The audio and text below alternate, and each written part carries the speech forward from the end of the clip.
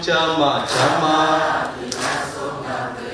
Mabadiliko madogo ya kiongozi ndani ya Chama cha Mapinduzi kuanzia ngazi ya Secretariat, kamati kuu hadi kufika kilele cha halmashauri kuu ya taifa NEC yameshuhudiwa ndani ya chama hicho. Katibu wa NEC Itikadi, Uenezi na Mafunzo, Kenani Kihongosi, ameanika hadharani maamuzi ya kikao hicho. Ndugu Agrey Mwandri ambaye yeye ameteuliwa kuwa naibu katibu mkuu wa Chama cha Mapinduzi Bara akichukua nafasi ya ndugu John Mongela.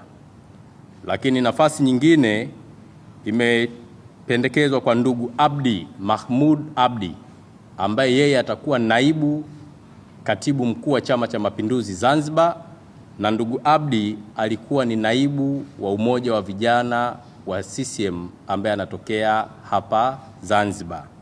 Lakini nafasi nyingine ameteuliwa ndugu Paul Chacha, huyu ni mkuu wa mkoa wa Tabora ambaye amechukua nafasi ya idara ya organization ambayo ilikuwa inashikiliwa na ndugu Isa Usi Gavu.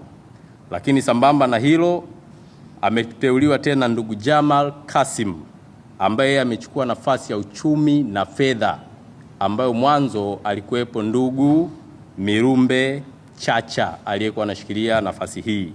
Lakini pia halmashauri kuu imeteua mjumbe wa kamati kuu ndugu Rahma Kasim ambaye amechukua nafasi ya ndugu Raila Burhani Ngozi ambaye yeye alipata uteuzi wa kuwa mkuu wa wilaya hapa Zanzibar. Pamoja na mambo mengine, Chama cha Mapinduzi kimetoa ratiba rasmi ya uchaguzi ndani ya chama na jumuiya zake ifikapo mwaka 2027. Kutoka Unguja, Mtumwa Saidi, Azam News.